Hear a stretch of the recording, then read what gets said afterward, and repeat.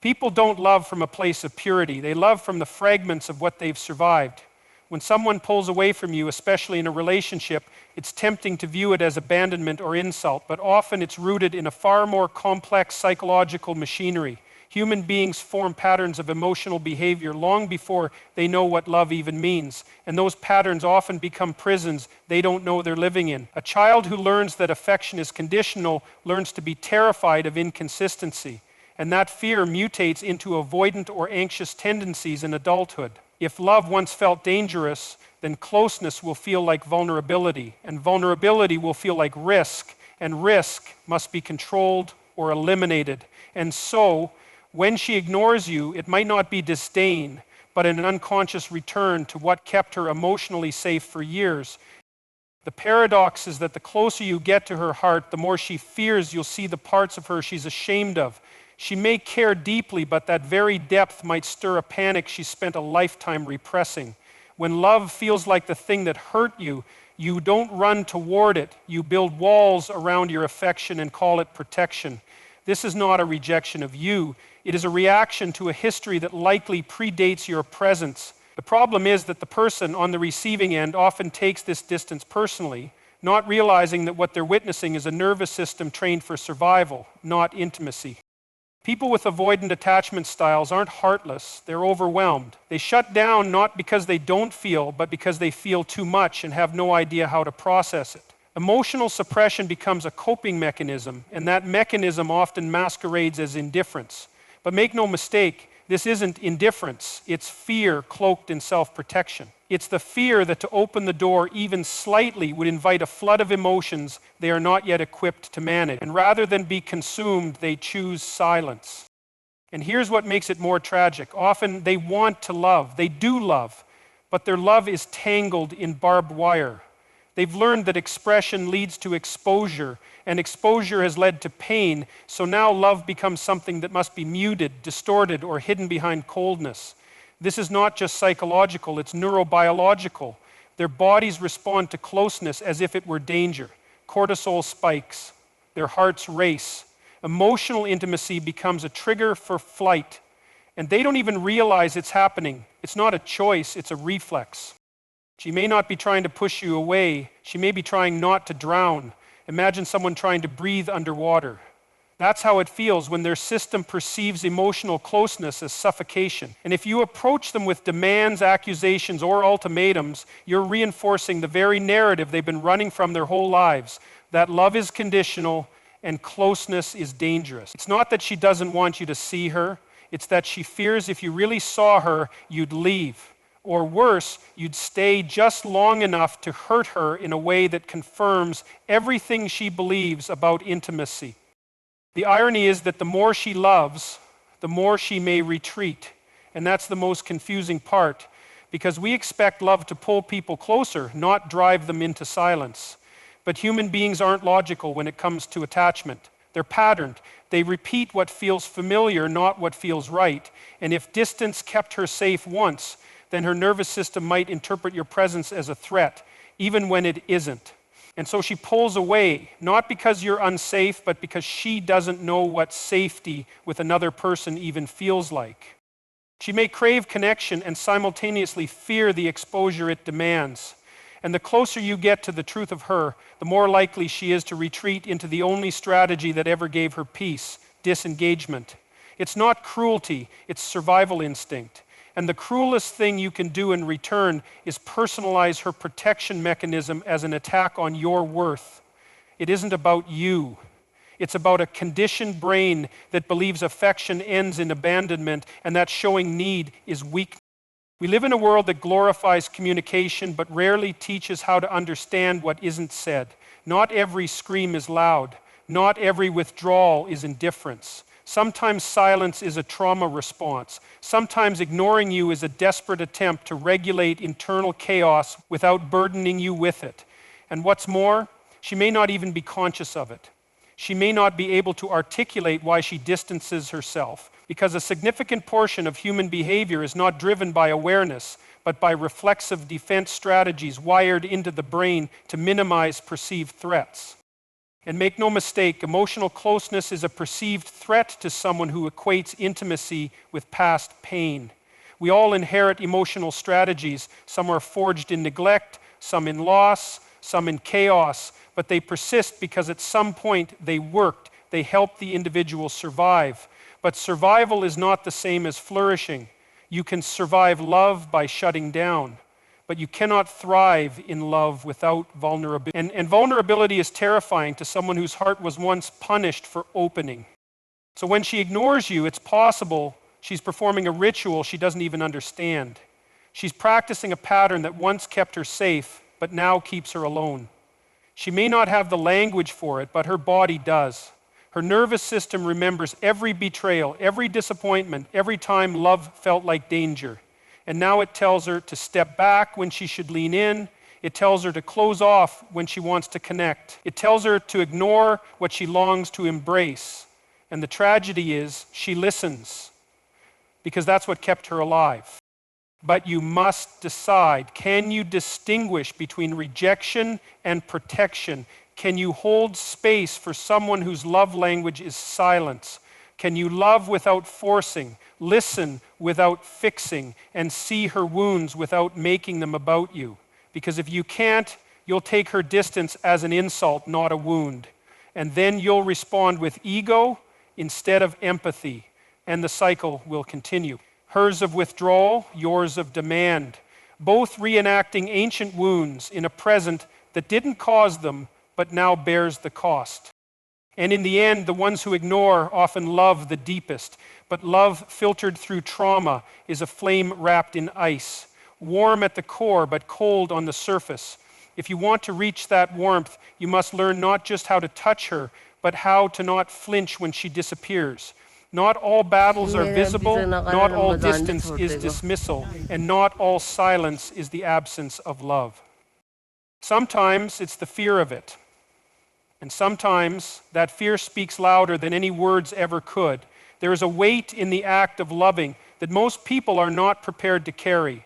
Vulnerability is not weakness. It is the raw exposure of your soul to the judgment of another. And that's terrifying, because the moment you allow someone to see you without your masks, without your pretenses, you are no longer in control of how they will respond. That's why people hide. That's why people retreat, because vulnerability is a gamble where the currency is your identity. To be seen is to risk being misunderstood, misjudged, or even discarded. And that's a cost some are not willing to pay. Again, love in its purest form requires the surrender of defense. It demands the dismantling of the very walls you built to survive. It doesn't just ask you to open your heart. It asks you to hand over the key, knowing full well it might never be returned. That is not romantic. That is brutal. That is why many choose safety over sincerity, because behind the desire for connection lies the terror of annihilation, not of the body, but of the self. And that annihilation often doesn't come from hatred, it comes from unmet vulnerability.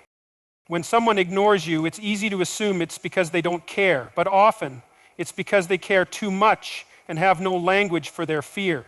There are people walking this world who would rather say nothing than say something that makes them feel foolish or exposed. To some, silence is not absence, it is self-defense. It is the last line of emotional security in a world that has made them feel disposable. And so they withhold not because they lack feeling, but because they don't know how to offer it without unraveling. The more a person has been wounded by love, the more terrifying it becomes to offer it again. To expose your needs is to risk being labeled needy. To express affection is to risk being seen as weak. To desire deeply is to admit you are not enough on your own. And in a society that worships independence and shames emotional hunger, being vulnerable feels like failure.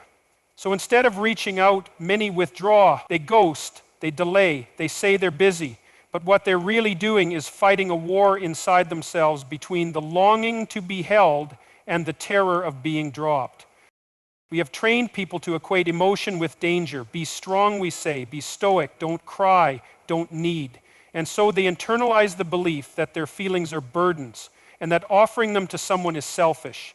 They fall in love and then punish themselves for it. They feel affection and respond with avoidance. They want closeness but settle for comfortless detachment. Because vulnerability demands a kind of strength they were never taught how to cultivate, not physical strength, not intellectual strength, but the moral courage to be open in a world that rewards disguise. There is no intimacy without risk. You do not get to know someone deeply unless you are willing to confront your own chaos. To love is to offer someone the most fragile parts of yourself and hope they don't crush them. But the reality is they might. And the deeper your love, the more catastrophic that possibility becomes. That's why people ignore those they love. That's why they disappear, because the pain of potential rejection is greater than the pleasure of connection. And they don't trust themselves to survive it a second time. Some people wear confidence like armor, not because they feel powerful, but because they feel like if they're not invulnerable, they'll be erased.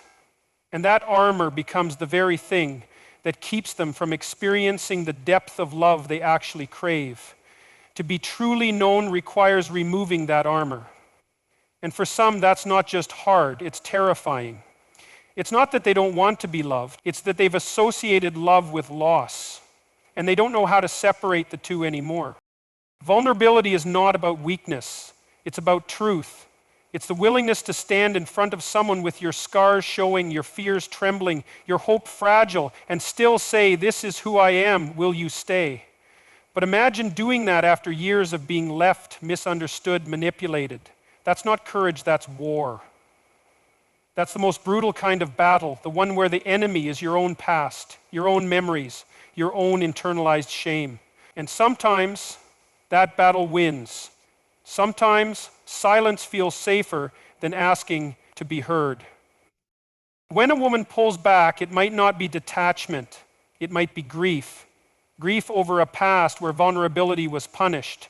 Grief over a life where softness was exploited. Grief over the part of herself that still hopes, still dreams, but no longer trusts. She may love you, she may need you, but needing you makes her feel like she's lost control. And control for her might be the only thing that ever kept her from falling apart. So she'll ignore you, not because she doesn't feel, but because she feels everything and it terrifies her. We romanticize openness without honoring the cost. Everyone wants a partner who's emotionally available, but few know what it takes to be emotionally available. It's not just about talking. It's about risking rejection every time you open your mouth. It's about saying what you mean without knowing how it will land. It's about trusting someone with your emotional reality and hoping they won't minimize it, mock it, or abandon you because of it. That level of exposure takes training, it takes compassion, it takes grace. And many never received that training. They only received shame. The fear of vulnerability is not born in a vacuum. It is shaped by betrayal, by ridicule, by emotional absence. It is reinforced by parents who didn't know how to listen, by partners who use secrets as weapons, by friends who disappeared at the first sign of real emotion. So when she ignores you, don't assume she's indifferent. Consider that she might be frozen, that her silence is not emptiness, but a scream that's been swallowed too many times. She may be terrified that if she opens her mouth, all the emotion she's buried will come rushing out uncontrollably. You must understand, to love deeply is to risk psychological death. Not literal death, but the death of ego, of certainty, of emotional isolation. Vulnerability tears down the illusion of control. And for someone who's lived their life trying to keep chaos at bay, that can feel like suicide. To be vulnerable is to step into the unknown willingly. And some people don't know how to do that without feeling like they'll shatter. We are all longing to be seen, but we're equally terrified of being seen for who we really are. So we pretend, we perform. We say I'm fine when we're breaking. We say it's nothing when it's everything. We say I don't care when we care so much we can't breathe. And the people closest to us interpret our silence as detachment, never realizing it's the only shield we have left. Ignoring someone becomes a silent act of protection, because if they never get close, they'll never get the chance to hurt us. She may have built a fortress not because she wants to keep you out, but because she doesn't know how to let you in without being destroyed in the process. And what's most tragic is this: the very thing that could heal her, connection, openness, love, is the thing she avoids the most. Because vulnerability is a door she's been taught never to open unless she's ready to bleed. Men are raised to solve problems, and when they encounter emotional silence, they treat it like an equation. something to fix, something to interpret, something to master. But silence isn't always a puzzle to be solved. Sometimes it's a language learned through pain. A woman's silence can be the echo of 1,000 moments where her voice was punished, dismissed, or ignored. It can be the aftermath of vulnerability that was once betrayed. And when a man hears nothing, he often fills that void with fear, projection, and assumption. Silence, for many women, is not an absence of emotion, it's the overflow of it. When a woman grows up being told she's too much every time she expresses herself, she starts to believe that holding it in is safer than being misunderstood again. And so she doesn't speak, not because she has nothing to say, but because saying it might lead to rejection disguised as logic, or comfort masked as condescension. She learns to protect herself with quiet. She learns to retreat when she feels most alive. She learns that silence is survival. A man hears no words and thinks there's no storm, but the emotional storm is often raging under the surface. And just because he can't feel the thunder doesn't mean the lightning hasn't struck. Men are trained to look for evidence, for behavior, for cues they can name and categorize. But emotional experience isn't always visible. You can't measure trauma in volume. You can't calculate insecurity by frequency. Some wounds are so deeply embedded they speak only in stillness. The masculine mind, conditioned by centuries of stoicism and action, craves clarity. It wants to know what's wrong so it can fix it, make it right, restore the order. But not all emotional pain wants to be fixed. Some pain wants to be witnessed. When a woman is silent, she may not need a solution. She may need presence. She may need you to sit in the dark with her without fumbling for the light switch. She may need you to sit in the dark with her without fumbling for the light switch. And for many men, that is unbearable because it requires them to feel, not fix, to endure, not conquer, to be still, not solve. Now, men are often uncomfortable with female silence because it activates their deepest insecurities, fear of failure, inadequacy, rejection. They interpret the quiet as condemnation.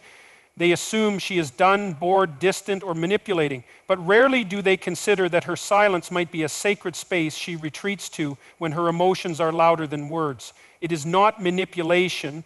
It is preservation. It is a loyalty. It is preserved. It is the sacred act of not self-destructing in front of someone who may not be able to hold what she carries. The masculine tendency is to assume that if she's not talking, she's leaving. That if she withdraws, she doesn't care. That if she looks away, she's done. But many women have been taught not to speak because speaking was a risk. Silence became the safer option, the dignified exit, the invisible shield. She doesn't withdraw because she lacks affection. She withdraws because she's afraid affection will be used against her. Her stillness is a response to history, not to you. A man who has not done the work of emotional literacy will always misread emotional silence. He will accuse her of playing games when really she's playing defense. He will label her cold when in fact she is on fire inside and trying not to burn everything down. He will demand answers, and when none come, he will declare her broken, irrational, or cruel. But the truth is more complicated. Silence is often the final attempt to keep something sacred from being desecrated by misunderstanding. The greatest error men make in love is assuming that what they see is all that's there. They want action, they want reaction, they want proof. But emotion is not always demonstrative. Love, when it's deep enough, can make you freeze. Connection, when it's real enough, can make you quiet. Because you're standing at the edge of everything you've ever feared and everything you've ever wanted, and the mind has no map for that kind of territory. It doesn't know whether to run or reach, so it goes silent. Women who have loved recklessly in the past often love cautiously in the present. They hold back not because they don't feel, but because they once gave everything and were shattered. Silence becomes a boundary, a container for grief, a soft rebellion against a world that demanded they pour themselves out with nothing in return. And when a man walks into that silence unprepared, he mistakes it for disinterest, when in reality, it's sacred ground. And sacred ground doesn't respond to pressure, it responds to reverence. The masculine error is to believe that everything must be direct, that love must be declared, that pain must be confessed, that interest must be loud. But the feminine realm is different. It's layered, symbolic, nuanced. Her silence might be her deepest confession. Her absence might be her final form of presence. Her lack of words might be the most honest expression of what she's never been allowed to say. And if you're too loud, too aggressive, too impatient, you'll miss it. You'll bulldoze her truth with your need for control. Sometimes when she's ignoring you, she's watching you, not with her eyes, but with her heart. She's watching to see if you'll force her to explain her pain, or if you'll earn the right to understand it without demand. She's waiting to see if you're safe, not safe in body, but safe in soul. If you can handle silence, you can handle her. If you can endure the mystery without accusation, you become someone she can trust with the parts of her that have never been safe before. Men who haven't made peace with their own emotions will always misunderstand a woman's quiet. They will project onto it the very shame they haven't addressed within themselves. Her silence will become an enemy instead of an invitation. Her withdrawal will feel like punishment instead of pain. And they will react with control, coercion, or detachment, further confirming the very fears she withdrew to avoid. To truly hear a woman, you must be able to hear what isn't spoken. To love her, you must be fluent in the language of stillness. Not every truth is loud. Not every feeling is verbal. Sometimes the most powerful messages are sent in glances, pauses, or long absences. She may not text, she may not call, she may not explain, but her silence holds volumes if you're brave enough to listen without ego. Men often fear silence because they think it means they've lost. But the truth is, silence is not an ending, it's an entrance. It's the place where real understanding begins. It's the pause between words where real connection is possible. But only if you stop trying to fill it with your own noise. Only if you stop needing her to perform her pain for your comfort. Only if you can sit with the ache of not knowing and still choose respect over control. Her silence might be her way of asking, can you handle the parts of me I don't know how to voice? Can you sit with the shadows and not demand sunshine? Can you love the parts of me that love in quiet, not chaos? And if you can't, she will retreat further. Not because she doesn't want you, but because she wants to protect herself from a love that only values volume. You must learn that silence is not the enemy of love, it is the proving ground for it. And if you fail to understand that, you will spend your life misinterpreting depth as distance, caution as coldness, and sacred silence as rejection. There is a silent war being fought inside women who have loved too deeply and paid for it with pieces of themselves they never got back. Dependency is no longer seen as trust, it is seen as weakness, and weakness is now something to be ashamed of. She's been told to be strong, to be self-sufficient, to never need anyone because needing someone might mean being destroyed again. And so she walks through relationships with her armor on, even when her heart longs to be held, without fear of being shattered. Modern society praises the independent woman, but punishes the woman who admits she still aches for connection. She was taught to build her life like a fortress, and now that she's built it, she doesn't know how to let anyone in without raising the walls.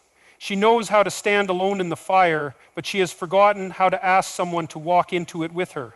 Because once upon a time, she did ask, and they walked away. Or worse, they stayed long enough to see her completely and left anyway. To depend is to risk collapse. It is to admit that you are not whole in isolation. And that truth terrifies those who have been betrayed by those they leaned on. The moment she starts needing you is the moment her mind screams that she's in danger. Not because of anything you've done, but because the memory of being abandoned while vulnerable has been burned into her nervous system like a scar. That is not weakness. That is trauma wrapped in the disguise of strength. The feminine soul has been at war with its own longing. It wants to be cherished, but it's been taught that to desire devotion is regressive. It wants to rest in someone's presence, but it's been told that true power is found in never needing rest. So she pushes herself to be more, to need less, to suppress every ache for intimacy until even she believes she's fine. But she's not, because inside there is a voice that still whispers, I want to depend on someone without losing myself. Love is terrifying for the woman who has learned to survive alone, because love means letting go of the illusion that you don't need anyone. It means surrendering the control that once protected you from emotional devastation. And if you think that's easy, you've never had to rebuild yourself from emotional rubble while everyone applauded your strength but ignored your pain. She's not afraid of love. She's afraid of the parts of herself she'll have to expose to receive it. When she begins to care, she pulls back, not because she wants distance, but because closeness threatens her identity. She's built a life around being invulnerable, but now that she's found someone worth opening up to, she's caught between the longing to melt and the fear of dissolving. Dependency feels like drowning when you've been taught your whole life to breathe underwater alone. She doesn't want to need you because the last time she needed someone, they left her gasping. Her silence, her withdrawal, her coldness when things get too close, it's not detachment, it's defense. It's her way of trying to protect herself from the chaos of dependency. She may look calm, but inside she's scanning for exits, mentally rehearsing how she'll survive if you walk away. Not because she doesn't believe in you, but because she doesn't believe she's allowed to need you without being punished for it. This is the cost of becoming self-sufficient in a world that weaponizes vulnerability. She won't ask for reassurance because she fears it will make her look weak. She won't tell you she misses you because she's afraid you'll pull back. She won't show you how much she cares because she's terrified it will give you power to hurt her. And so she keeps it all inside, letting the pressure build until the silence feels safer than expression. She's mastered emotional self-containment so well that even she sometimes forgets she's starving for connection. The dilemma is cruel. She wants to open her heart, but she's been taught that open hearts bleed. She wants to lean on you, but she fears that leaning will lead to collapse. So she tests you, not to manipulate, but to see if you'll hold steady when she retreats. She pulls away, not to punish, but to measure the depth of your presence. She doesn't want perfection, she wants safety. And for her, safety means being allowed to feel without being left for it. She will give you signals instead of sentences. She will drop subtle cues instead of direct requests. Not because she's playing games, but because she's never been taught how to express need without shame. Her independence is not pride, it is armor. Her silence is not rejection. It is a prayer that you'll see past the wall without forcing her to tear it down in one day. She is tired of always being the strong one. She's exhausted from pretending she's immune to longing. You must understand that the strongest women often carry the deepest fears of abandonment. They will show up for everyone, but will struggle to ask anyone to show up for them. Because asking means needing, and needing means vulnerability, and vulnerability has always ended in loss. So she hides her softest parts behind competence and calm. She will show you her smile before her sorrow. She will offer you warmth before she ever risks requesting yours. Love is not simple for the one who has survived betrayal. Love is a threat to the carefully curated world she's built to keep herself safe. And when you enter that world, even with the best of intentions, you trigger every alarm her past wired into her heart. She doesn't want to depend on you because depending would mean letting you in, and letting you in would mean accepting the terrifying truth that she cannot do everything alone anymore. And that's not just frightening, it's identity shattering. She may walk away at the exact moment she feels most connected. She may silence herself at the height of emotional intensity. She may shut the door right when you think she's about to let you in. Not because she's cold, but because she's terrified. Terrified that if she opens the door, you'll walk through it only to vanish like the rest. So she holds the doorknob in silence, waiting to see if you'll knock gently instead of demanding entry. Dependency is not a failure, it is a form of faith. But that truth has been buried beneath years of conditioning that taught her love is dangerous, needs are shameful, and strength means silence. To unlearn that is not a switch, it is a revolution. And revolutions are never quiet. They come with trembling hands, guarded eyes, and hearts that beat a little too fast every time someone gets too close. And yet she still tries. She still hopes, even in her silence, even in her withdrawal, even in her distance. She is hoping you'll stay.